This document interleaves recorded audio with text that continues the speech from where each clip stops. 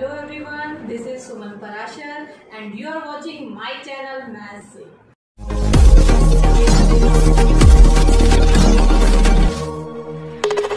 Hello students, आज से मैं स्टार्ट करने जा रही हूँ new chapter 2 relations and functions. So let's start.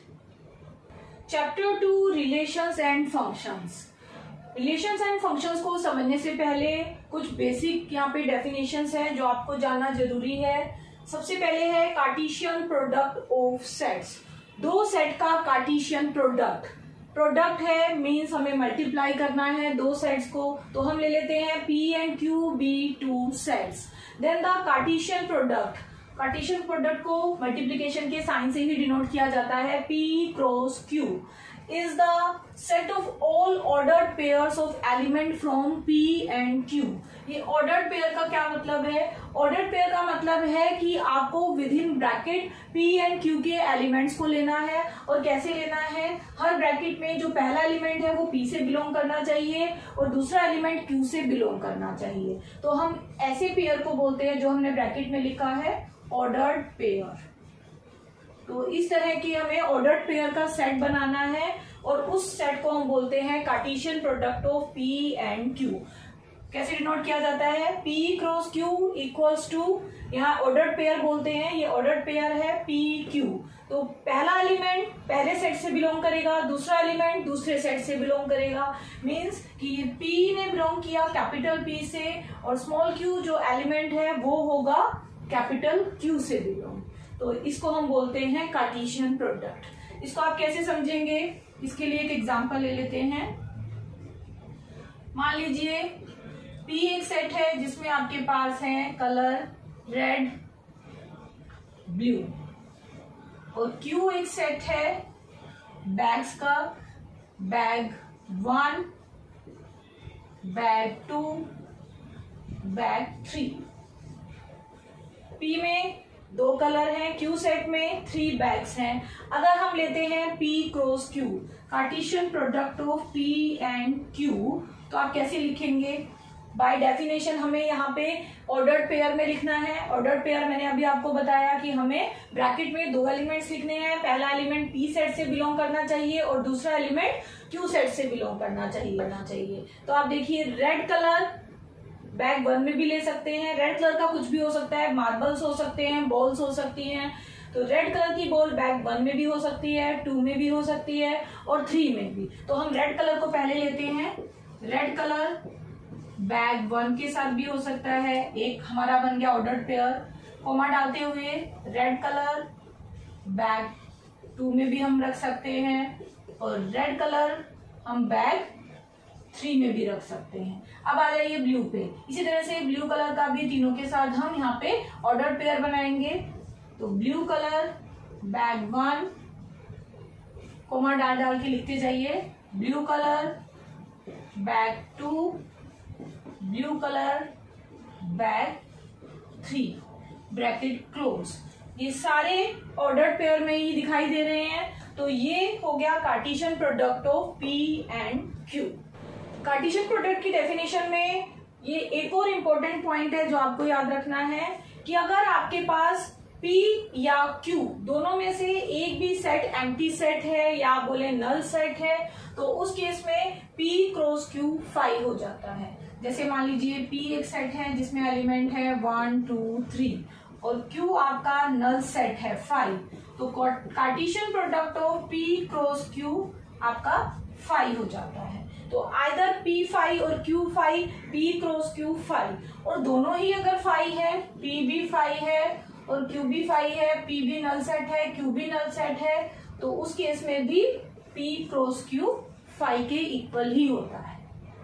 चलिए एक और एग्जांपल से हम कार्टेशियन प्रोडक्ट को समझते हैं। A एक सेट है जिसमें एलिमेंट है 1, 2 और B में है A, B, और आपको लेना है Cartesian product A cross B। तो A क्रॉस B में फिर से ऑर्डर्ड पेयर में हम लिखेंगे। तो 1A 1B, देन 2A, बीच में कॉमा लगाना है, 2B। तो ये हो गया Cartesian product A cross B। अब हम बी क्रॉस ए का भी कार्टेशियन प्रोडक्ट निकाल सकते हैं। तो अगर आपको बी क्रॉस ए निकालना है तो पहला एलिमेंट बी से बिलोंग करना चाहिए ऑर्डर्ड पेयर का, और सेकंड एलिमेंट ए से बिलोंग करना चाहिए। तो आप पहले बी के एलिमेंट को रखेंगे, फिर ए के एलिमेंट को, तो A1 A2। तो अब हम कार्टेशियन प्रोडक्ट ऐसे लेंगे, A1 A2 B1 B2। तो ये हमें मिल गए ऑर्डर्ड पेयर। और अगर हम फिर से इसका कार्टेशियन प्रोडक्ट लेते हैं किसी भी एक का, ए क्रॉस बी या बी क्रॉस ए का, फिर से इनमें से किसी एक के साथ या किसी तीसरे सेट के साथ, तो आपको मिलेंगे ट्रिपलेट्स। तो वहां हम उनको ऑर्डर्ड ट्रिपलेट का नाम देते हैं। फॉर एग्जाम्पल मान लीजिए एक और आप सेट ले लीजिए यहाँ पे सी, और सी में हम मान लेते हैं, मान लीजिए कोई कलर ही है रेड।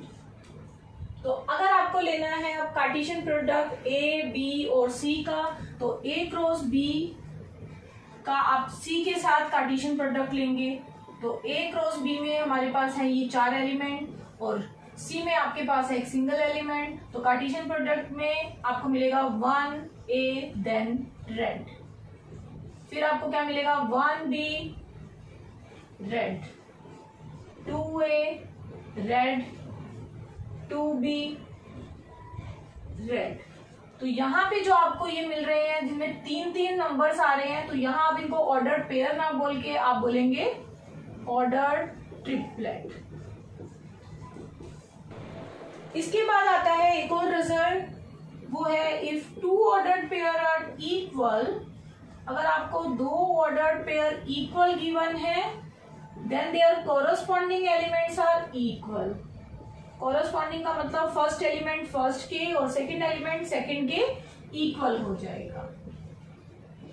इसको आप कैसे समझेंगे, जैसे एक ऑर्डर्ड पेयर है आपके पास, मान लीजिए एक्स वाई, और यहाँ एक ऑर्डर्ड पेयर है 1 2, और बीच में है इक्वल्स टू का साइन, तो x 1 के इक्वल हो जाता है और सेकंड एलिमेंट सेकंड के, means y is equals to 2। अब आ जाते हैं एक्सरसाइज पे। एक्सरसाइज 2.1 का क्वेश्चन नंबर 1। यहाँ पे आपको 2 ऑर्डर्ड पेयर इक्वल गिवन है और आपको फाइंड आउट करना है x एंड y। तो 2 ऑर्डर्ड पेयर इक्वल है, मींस उनके कॉरस्पॉन्डिंग एलिमेंट्स भी इक्वल होंगे। तो आपको मिल गया x/3 + 1 इक्वल्स टू 5/3, पहला एलिमेंट पहले के equal, and y - 2/3 equals to 1/3। दोनों को सेपरेटली सोल्व कर लेते हैं। तो x/3 आपको क्या मिला, 5/3 - 1, एलसीएम ले लेंगे, 3 एलसीएम आया, तो यहां से आपको क्या मिला 5 - 3 2/3। x/3 इक्वल्स टू 2/3, 3 से 3 कैंसिल, तो x की वैल्यू मिल गई 2। इसी तरह से इसको भी सॉल्व करेंगे, यहां से भी आपको इसको राइट पे शिफ्ट करना है।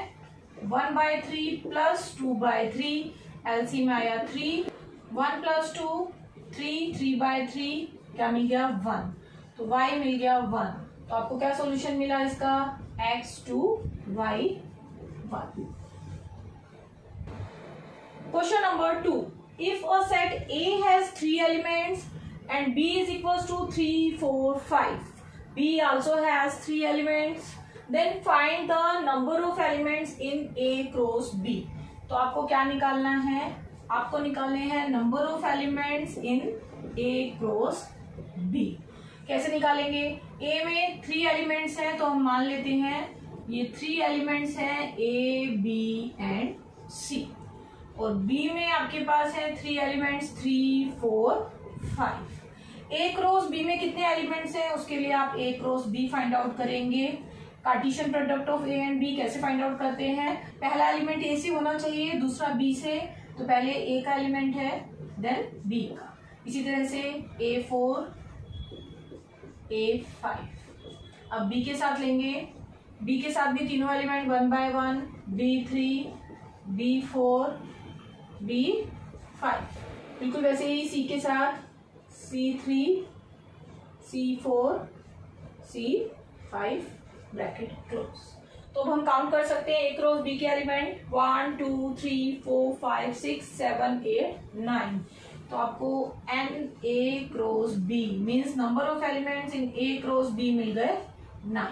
तो हम यहाँ से क्या बोल सकते हैं कि नंबर ऑफ एलिमेंट ए में 3 थे, नंबर ऑफ एलिमेंट बी में भी 3 थे, तो number of element A cross B में आपको कितने मिले, इन दोनों का मल्टीप्लीकेशन 3 क्रॉस 3 दैट इज 9।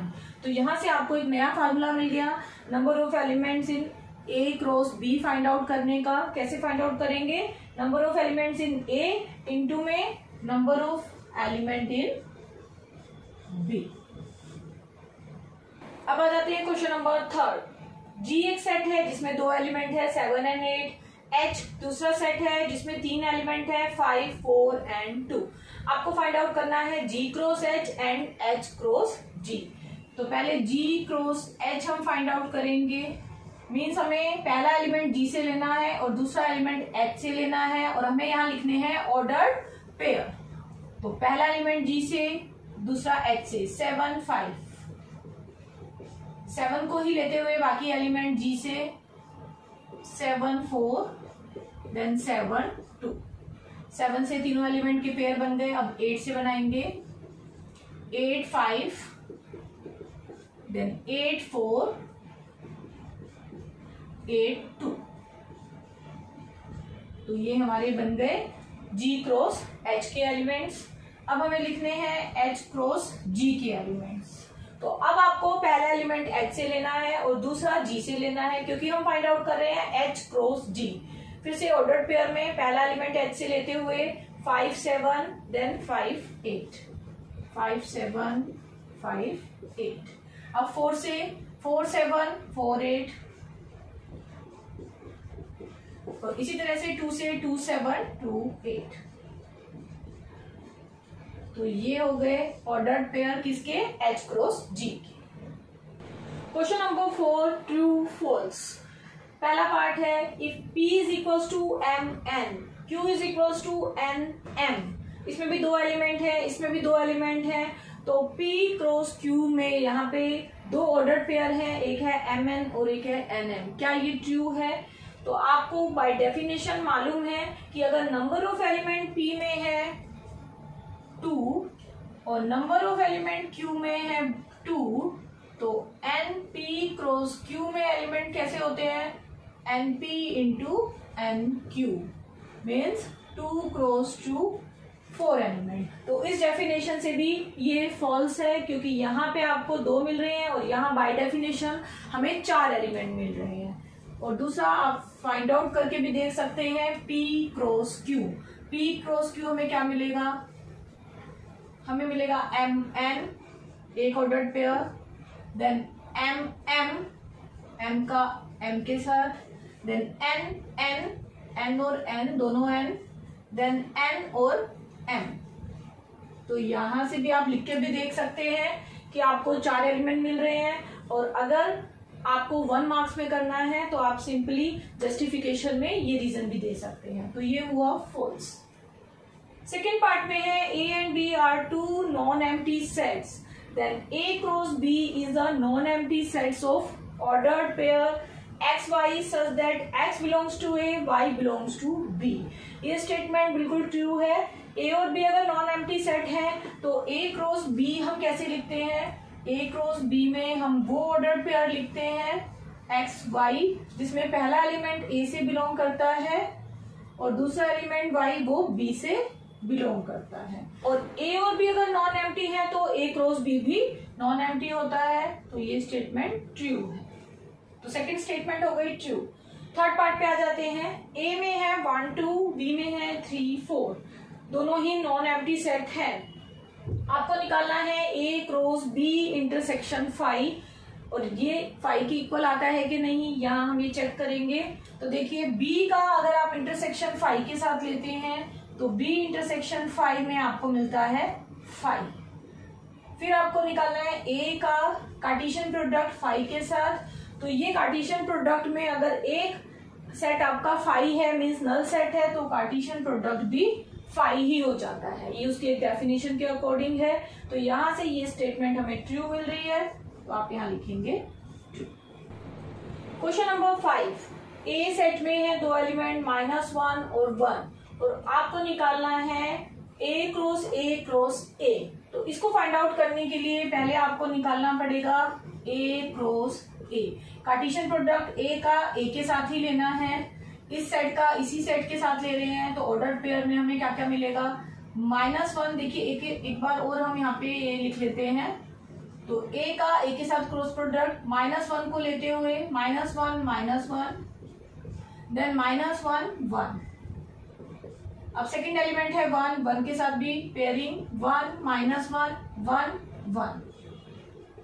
तो हमें मिल गए ऑर्डर्ड पेयर में Cartesian product of A cross ए। हमें चाहिए ए क्रॉस ए, तो एक ए के साथ इसका भी कार्टेशियन प्रोडक्ट आपको लेना है, ए क्रॉस ए। तो मान लीजिए यहाँ ये है ए क्रॉस ए, एक बार और ए को आप लिखिए -1 1। अब आपको इनका कार्टेशियन प्रोडक्ट लेना है इसके साथ, तो आपको मिलेंगे ऑर्डर ट्रिपलेट।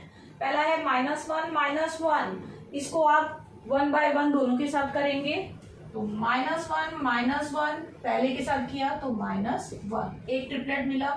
इसी को सेकंड एलिमेंट के साथ लेना है, -1 1, ये दोनों के साथ हो गया। अब सेकंड वाला एलिमेंट है -1 1, इसको भी इन दोनों के साथ 1 by 1 -1 1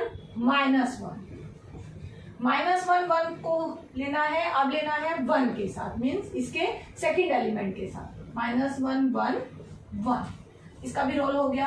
अब लेना है ये 1 -1, ए क्रॉस ए का थर्ड एलिमेंट 1 -1, इसको पहले फर्स्ट एलिमेंट के साथ -1, फिर इसको सेकंड एलिमेंट के साथ 1 -1 1, इसका भी रोल हो गया। अब लास्ट वाला है 1 1 को भी 1 by 1 दोनों के साथ 1 1 -1 1 1 सेकेंड एलिमेंट 1, तो तीनों 1 1 1। तो ऐसे अगर आप लिखते हैं तो एक्यूरेटली आप हर एलिमेंट को, हर ट्रिपलेट को लिख पाएंगे। और हमें ए क्रॉस ए मिल गया। इसमें कितने एलिमेंट हैं, 1 2 3 4 5 6 7 8।